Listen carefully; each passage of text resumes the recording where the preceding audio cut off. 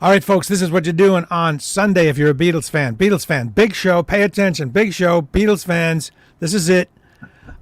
Do I have your attention? It's called Come Together. It's at City Winery. It's every month, and it features Chachi Lopret, host of Breakfast with the Beatles. It features John Duke Logan, world's only Beatles magician.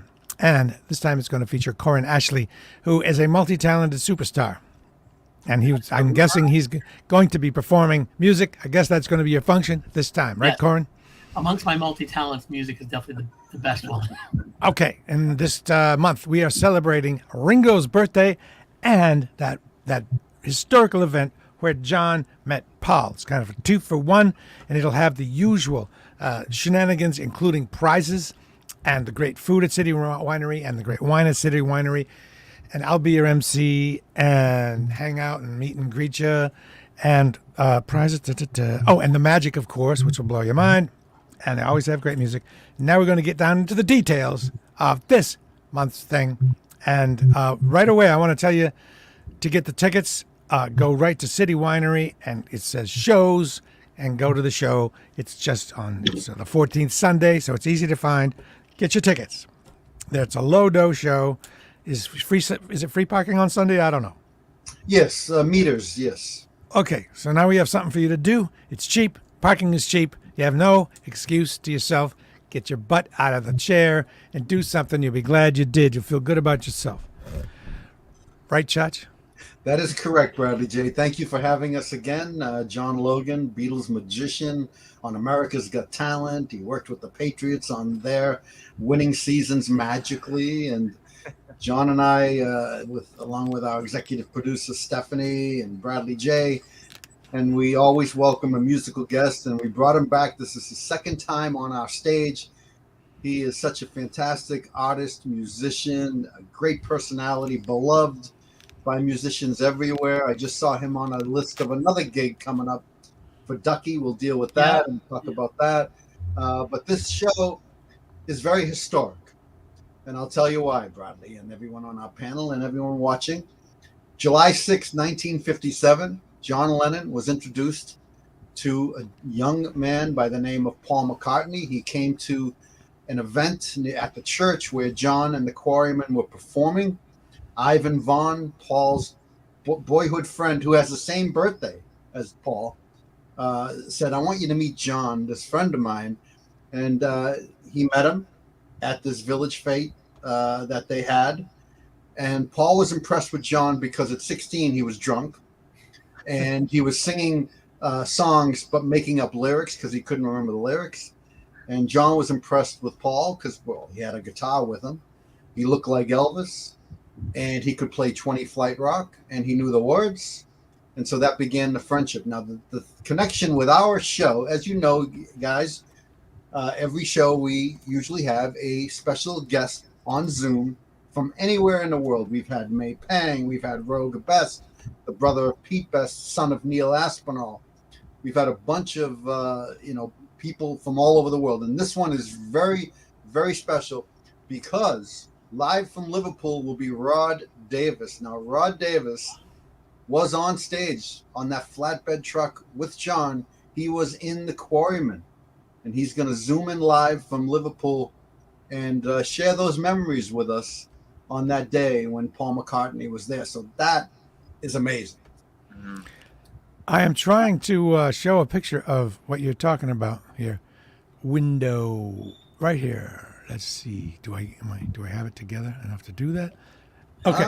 There it is. So there's the picture. Is that the very one-time event where they met? That is correct. Now they're on a flatbed. No, they're not on a flatbed in that picture. But to the left of John's arm, you see the arm of a white shirt and a kid's arm. That is Rod Davis playing behind him. You just don't see his whole photograph. But yes, that's that day, July 6th, 1957. And you say there's 16 here? John is 16 years old. Okay, this is a good opportunity for you to tell me were they a skiffle group? And what is a skiffle group? They were a skiffle group, and a skiffle group back in those days, and maybe Corin can elaborate on that because Corin plays skiffle, and he's gonna He's going to play 20 Flight Rock, I think. Yeah. But I'll let him talk about it. But Corin, can you describe skiffle?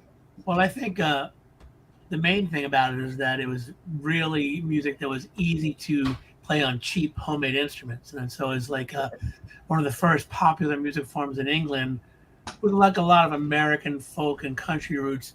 That was powered by a T-chest bass and Pete Shotton on a washboard with cymbals, and guaranteed not to split acoustic guitar. They were not, so they were able to kind of jump in and play as a group with just very homemade rudimentary instruments. All right. What did Rod play in the choirman? I'm drawing a blank. I'm sorry, what did he play? Banjo. He played banjo, that's right. He played banjo, and he'll tell us how when he went to Julia John's mom's home with John, he brought his banjo, and Julia grabbed his banjo from Rod and taught them how to play chords because she knew how to play banjo. Wow.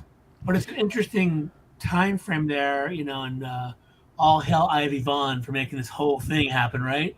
That's right. He arranged it all. You have to consider, like, what if Paul decided to do something else that day? What if he decided to go to the movies or something, Yeah, there might have been some other fantastic group. Yeah. Exactly, yeah. There was no way that Paul McCartney was not going to be famous, right? Right. And the other side of that is because Pete Shotton, who I've met and we have audio, he described how they were walking down the street and John said to him, "Hey, you want to start a skiffle group?" And Pete is like, "I don't know how to play any instruments." He goes, "You can play a washboard. Let's see how it goes." And if Pete Shotton said, "You know what? I don't think so," that could have changed the course.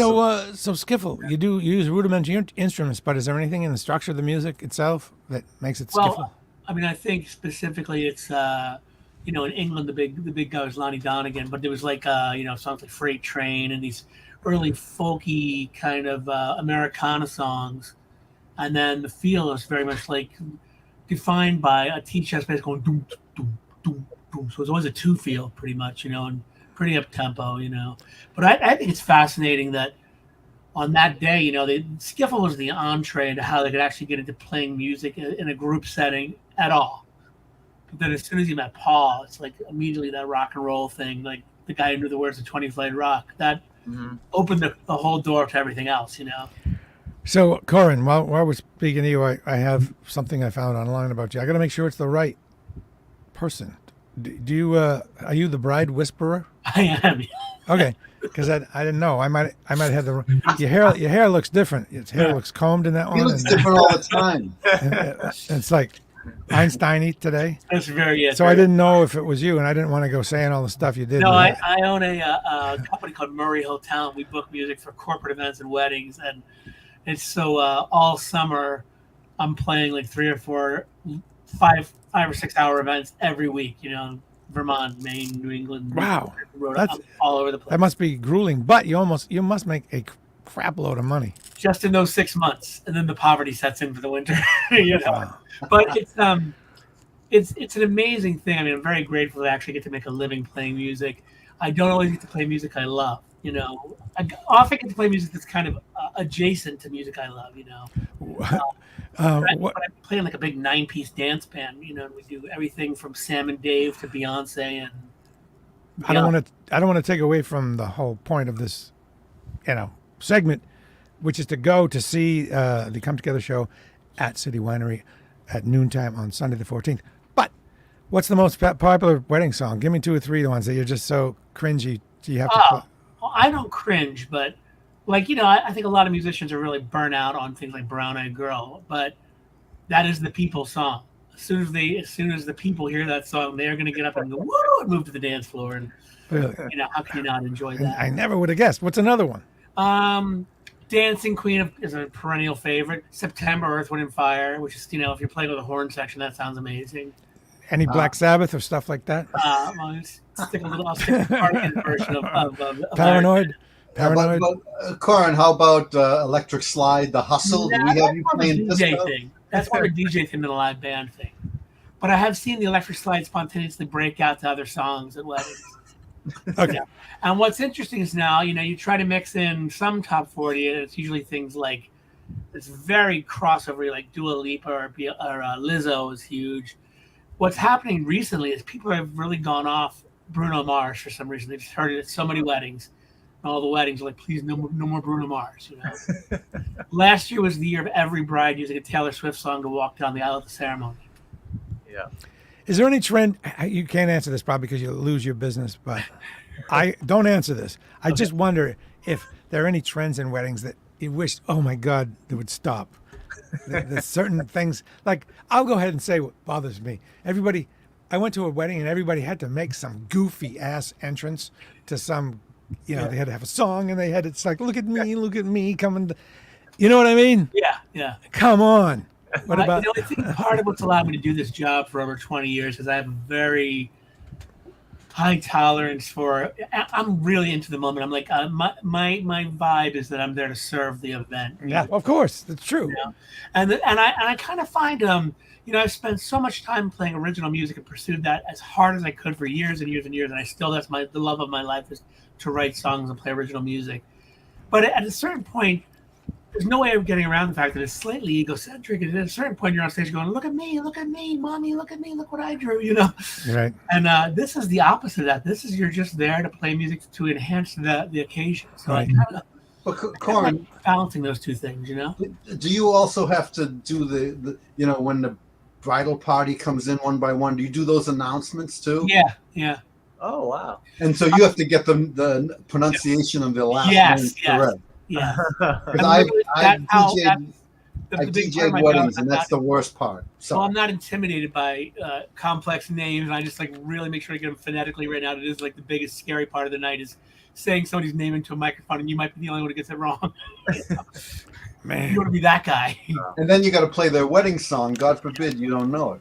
Well, we learn songs all the time, but sometimes they're really interesting. A couple weeks ago, somebody requested "Have a Little Faith in Me" by John Hyatt, which was really out of nowhere. But man, do you guys know that album, Bring the Family?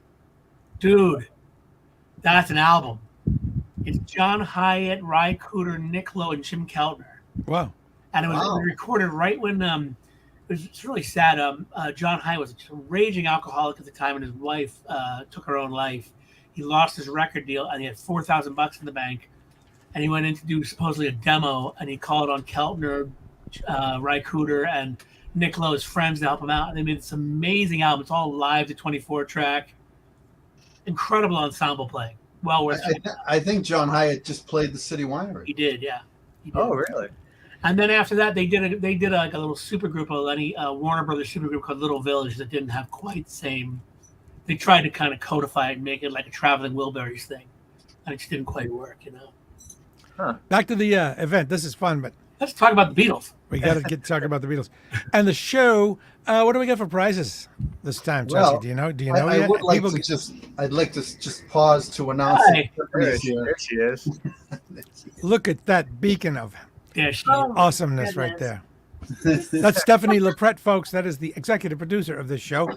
And I was just about to ask what prizes you will be giving away this time. Usually there's 7 prize bags, and each one has something awesome in it every time. What kind of things we got this time? Well, we have some very special Beatle books to give away. Bob at Cheap Thrills Music and More in Dedham always provides original Beatles vinyl. So in this case, he could provide some off-center albums relating to the Quarrymen. He'll certainly come up with some Ringo LPs and some Beatle albums. We're going to go pick them up over the next couple of days. But we have a lot of prizes. And you know who hasn't said anything so far? John? John Logan. I like John to Logan. listen. I like to listen to this conversation. No, we've had a great conversation so far. But yeah, for those who are still listening and maybe you've never been to this event before, I'll give you a quick overview of what it is. So it's all Beatles related, and Chachi and I are there at the City Winery once a month, and every show we do is completely different. I perform magic, but you learn about the Beatles through the magic. We tell some really cool underground stories of the Beatles. We have some really cool film clips of the Beatles, of really rare interviews that we play. There's trivia, so you can win prizes as well. We have Corin Ashley playing some Beatles tunes at the event, and again, every show is different. So this show will be about the day that John Lennon met Paul McCartney. And again, we'll have Rod Davis. If you're just tuning in now, maybe you missed the beginning of the segment, but Rod Davis was in John Lennon's original band called the Quarrymen. and we'll be interviewing him live. He'll be in London. We'll Zoom him in. We'll interview him live, and he was there the day that John met Paul. So it's going to be a really jam-packed event, and some really cool behind-the-scenes stories that people may not have heard about. So come on down. Yeah. One of the best things I've seen so far at any of the shows was last month's guest. Can you just remind people of who you had last month? And was it the hairdresser guy who was Paul's hairdresser, and actually he cut the hair of the other Beatles too? That was super special. I mean, you actually are live, and he was in London, and you're talking to this guy that actually had that experience. And usually these guys are storytellers, or they're at least good at telling that story because they've told it so much. And that was fantastic, and I'm thinking this is going to be fantastic too. But to see that live is really something, and hopefully it'll be. And Leslie Cavendish, she's a great guy, a dear friend. He loves Steph, and he loves her hair. Yeah, I mean, look at it. Great. But yeah, he zoomed and told us all those great stories. The month before that, we had, Corin, the scene in A Hard Day's Night, Ringo's walking along the Thames. Yeah. With that young 14-year-old boy with the dirty face. David Jansen joined us the month before to celebrate 60 years of A Hard Day's Night, and he talked about that day when he got the part and he was with Ringo, and he remembered it so clearly. So yeah, we have these mostly improvised, right? Wasn't it? Well, he had lines, but a lot of it was improvised because Ringo was hungover. And they had a minimum window to get it recorded because they had the walkway along the river. The walkway along the river, they had it blocked off at either end because hundreds of fans were on either side. And so they had to get it done quick. And then all of a sudden, the fans broke through. So David and Ringo hopped in a car and they drove away as quickly as they could. And he shared those stories. He's a great guy. Yeah. And I'm guessing that it'll happen again just like that. This time, those stories are great. That's worth the price of admission right there. I want to get to more about John's magic, but you started to say something, Corin, right? I was going to say, Bradley and John, have you been to St. Peter's in Woolton? In where? In Woolton. No. It's where the church where it all. No. I have not. I know Chachi's been there, right? Nope. No, it's it's like you're staring at a shrub and you're going, well, that's where the world changed, right there, right against that shrub, is where the whole world changed. Very holy shrub. And it's right next to that cemetery where Eleanor Rigby is. The stone for Eleanor Rigby's in there. That's correct. But it was really funny because I was there with a Liverpool friend, and he noticed that there was a famous Liverpool football coach also buried there, and I couldn't get him to stop looking at that. I was like, but look, the shrub, and that's the magic shrub right over there is where it happened. Well, can you tell me about the shrub? Am I just what happened at the shrub? Take the Beatles tour, and they show you. Eventually, you say, "Well, where did they play?" And they played 2 sets that day, and one was on the flatbed truck, and then later on they played again. But basically, the truck was parked against of the back of where they were going to have the church party, the fete, and there's just a big shrub there now, and that's the only marker for the spot. Oh, it seems like there should be a golden orb with sunlight shining down or something, it's just an incredible thing. When I tell people about the show and that there's magic, that's the biggest question. Like, magic? What do you mean, magic? How does it work? So, most people think of pick a card, any card, pull a rabbit out of my hat. But there's a whole lot more to it than that. This is more involved. And John, the magician, is able to build a Beatles structure around the experiment, if you want to call it that, or a trick, the magic thing that happens. And it's really cool. You can do a better job of explaining that than I can, because that's what, you probably do it more, but can you give it a shot? Because that's the biggest unknown when people are like, should I go? What about this magic? How does that work? Yeah, it's fun. So the type of magic I do, like Bradley said, I don't pull a bunny out of a hat or anything like that, but I call it more kind of modern day magic. So I borrow things from the audience. I do sometimes a little mind reading, but for instance, maybe I'll have someone think of a Beatles song, right, and read their mind and say what song they're thinking of. Through the scripting of the trick, you'll learn about an underground story of the Beatles. So for instance, the show topics for this show is the day that John and Paul met, but also we're celebrating Ringo's birthday because Ringo's birthday was a few days ago. So one of the tricks in this show is I'll talk about Ringo's passion for going on adventures and entertainment, and he loved the arts and media and photography and things like that. So So essentially, we'll do a trip that's themed around that, and we'll kind of create our own adventure as well. I don't want to give too much away. So it's very fun. It's very fun. So you learn about the Beatles through the magic and through the scripting of the magic and the things I hand out and things like that. So it's Cool. I just want to remind people this is where you go, right to the. This is what it looks like when you get there. You go to the City Winery Boston page, just Google it and go to shows, and you go right to the show. You just push that button, boom, and that's how you get your tickets. It's easy to kind of put it off and go, oh, I was going to do it right now. Or, yeah, do it right now. Okay, what am I forgetting? Nothing. Well, let me just add a couple of quick things. Yes, the other part of the show is about Ringo's birthday, and someone shares a birthday with Ringo. She just celebrated her birthday. Stephanie did. Stephanie Lopez. Yeah, Stephanie, are there any Ringo songs you want me to play on Sunday? Oh my goodness! Well, Your Ringo song. I really love the historic skiffle jam that you're gonna do, and so, but it is celebrating Ringo's birthday as well. But like, yes, well, Octopus's Garden, you can't beat that, right? Little game, that was like my thing. All of it, like Back Off Boogaloo. yeah. Well, hey, bust that out for sure. Yeah. So we're gonna certainly wish Stephanie a happy birthday on stage. But the other thing is amazing that Ringo is still with us and healthy, and playing in Medford in October. Whatever it is. Playing in Medford, right. I mean, it's just so wonderful that he's still alive and still with us and still thriving, on a steady diet of steamed broccoli. Yeah, that's right. Yeah, he Ringo was good on his peace and love picture. My old bandmate, Fred Eltringham, he used to be a Boston rock guy and played with the Gigolo Ants, and we were roommates and played in bands. He plays in Sheryl Crow's band now, and he lives in Nashville. And somehow he's really gotten in with Jill Walsh and some charity organizations, stuff like that. And he actually did a gig with playing tandem drums with Ringo a couple of years ago. Wow. So every year on his birthday, we always exchange happy Ringos, and he always sends a picture of him and Ringo. And the way he got to be tight with Ringo at that gig was he was wearing a Nilsson t-shirt, and Ringo came right over to him. And of course, and Corin, it's funny you mentioned broccoli, right? Because we put some photos that I took of Ringo at the Wang Center, because every time Ringo would come to the Wang Theater, my radio show would always sponsor his art show. Sure. So I took some pictures of Ringo off my camera. I sent them to John. They're in the show, and there's one picture with Neil, who's Ringo's art guy, who was a dear friend. And a picture, and Ringo's pointing.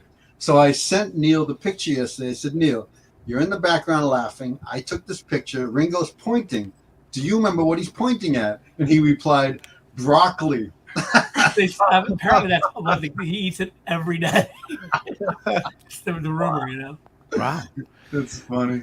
That's great. So there's only what is this? Tuesday, Wednesday, Thursday, Friday, Saturday, Sunday. That's cool. That's right. This is our 23rd or 22nd show. We've been there almost 2 years.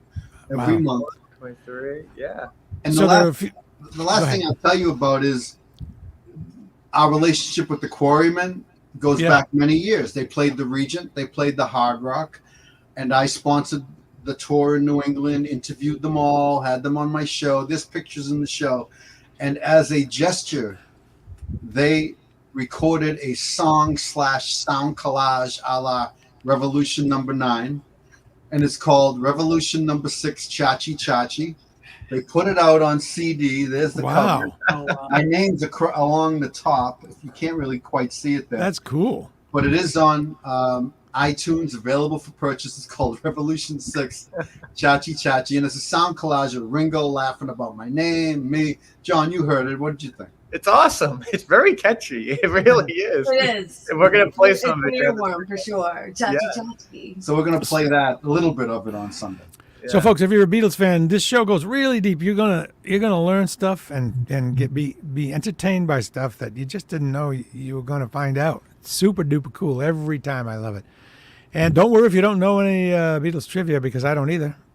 I just answered George. I just answered George to every trivia question. Well, and the other thing, I do want to talk about Corin for a second. He's a legendary Boston rocker band guy. Listen, Bradley, do you remember the band the Pills, right, Corin? That was Yes. his Boston band.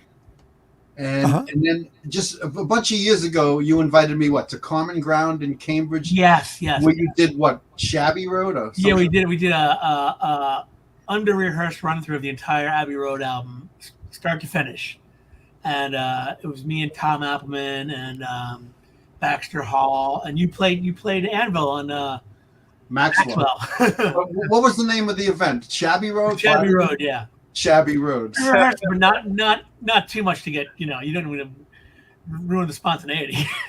And you shared the stage. It says shared the stage. So you supported B-52s Yeah.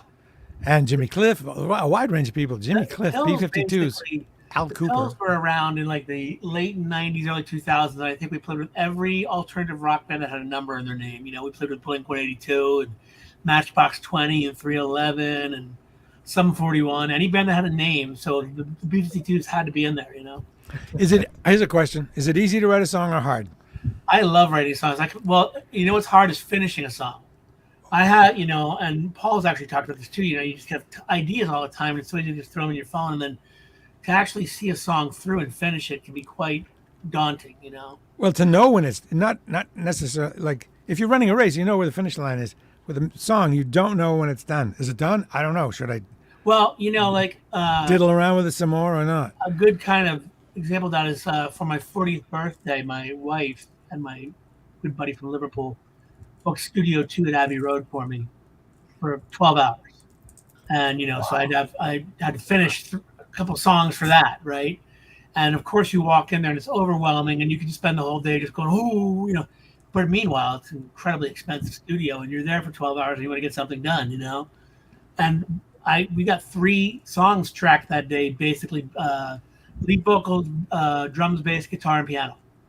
And then is it rude to ask how much it costs to? It was at the book that? time £1,200, and that was without an engineer. They would give you an assistant who could basically someone to help you find microphones and stuff like that. And I really, really lucked out because my friend Martin Carr, who's from Liverpool, he was in a band called the Boo Radleys. That was kind of a big Britpop band. Yeah. And he was making an album at the time with this guy named Charlie Francis. And Charlie said, "Oh, I've always wanted to work at Abbey Road. I'll engineer for free." So he came down, and I was like, Oh wow, great. Wow. Charlie Francis at the time had just come off recording Up with REM, and he just done an album with Robin Hitchcock, and he's like, he's like a real legit engineer. So like this amazing producer engineer came down and did the session for free, and then he got the other guys who were in the Boo Radleys, the drummer, to come in and play drums, and the piano player was Ed Ball, who used to be in TV personalities. So it was just like this fantasy day, Yeah, Steph and I were there. We went to Studio 2. We spent a couple days there. It was great. I mean, it's just incredible, when you actually get in there, One more question. In Studio 2, like how much of the original equipment is there from back in the day? And if it's a lot of it, what was the thing that really blew your mind that you saw? The thing that blew my mind was the mics because and they have a lot of vintage outboard gear from back in those days, the compressors and the limiters and EQs and stuff like that. But the mics, they're very diligent about the serial numbers on like those Neumann U48s. So when I was getting ready to sing a lead vocal, the guy was like, "If you want, we can tell you which song John sang in this mic." And I was like, With the actual one with the serial number is there, and so he actually knew. tell you some songs that specific mics were used on, Which one was? Name one of the songs that was used on your mic. Oh, they used that on With a Little Help from My Friends. They used it on, And, I mean, I didn't get too deep into it. I actually, they had the U48s, which were the ones that John and Paul always sang into. And then I ended up using, what I found a U67, which sounded better on my voice. I ended up using that. But we used the U48s on it was great because they had them just out and about, and they would have. It seemed like they were very used to working very quickly. So I would do something that I'd say, "Oh, let me track a guitar," and it would already be mic'd up and ready to go. So they were very, very ahead of me, And at the time, that Recording the Beatles book had just come out, so it was almost like a catalog of what setup you wanted. You could go through. Well, I'll have the Ticket to Ride drum setup, and I'll have, Wow. And that's what I did, Okay. It's amazing. We sat at the Lady Madonna piano. Yes, I used that on the recording. It's all right there, Bradley. Like Right they'll go there, yeah. scroll in the back and get stuff, and we were climbing around into the back spaces and Yeah. pulled out all kinds of So if historic. you do an Abbey a tour of that, can you do a tour of that studio, or that's just too busy working in it? They do. Brian Cahood, who did the recording the Beatles book, does do little gatherings there where he'll do a reading from the book, and then you can take a tour of the studio and stuff like that.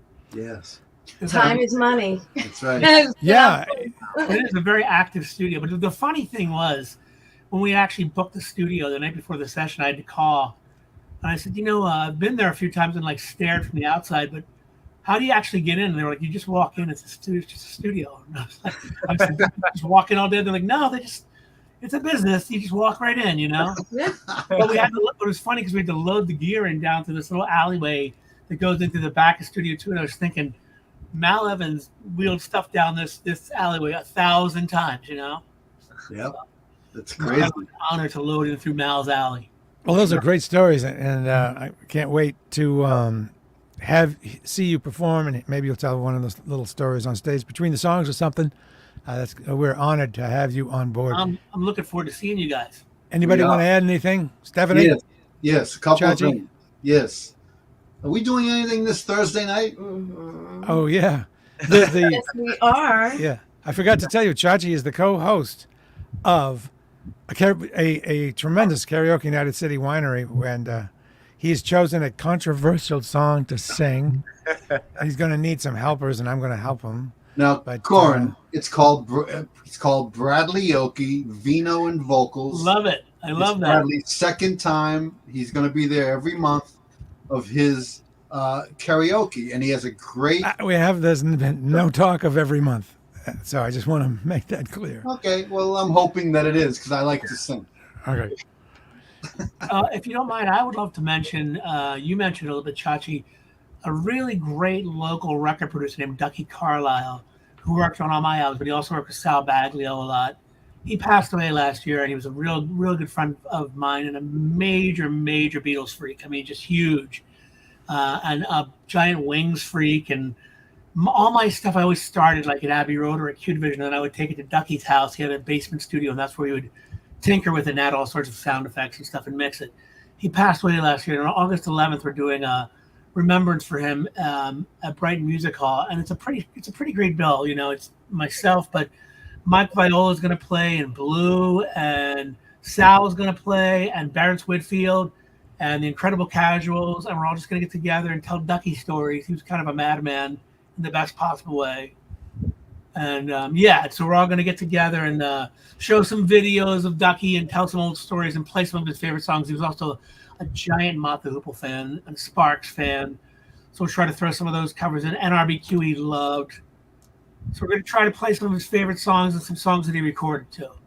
August 11th. Awesome. That's at Brighton Music Great Hall. bill. Yeah. Yes. That's Mike The Viola. star-studded life. Okay, so there are no roadblocks to keeping you from coming to this event, which is great because we Right. want to see you. It's cheap. That's not a roadblock. Parking Sunday, not a roadblock. Centrally located. You can get there on the T, knocking down all these roadblocks. It's all systems go. We want to see you at the big event at City Winery And on of course, there's Sunday. There's currently a hurricane named after Alan Williams' wife, Beryl, but it's not going to affect the show at all. That's not a roadblock That is either. correct. No hurricane roadblocks. So it's beautiful. Thank you all very much, and it's going to be even more fun to see you all in person. And by the way, when you come, you can say hi to Chachi or Stephanie or John or Corin or me. It's like a very Very personable friendly. personal event with a lot of love in the room. So we'll see you there. Okay. Thank you, Okay. Bradley. You're Peace and welcome. love. See you. Love.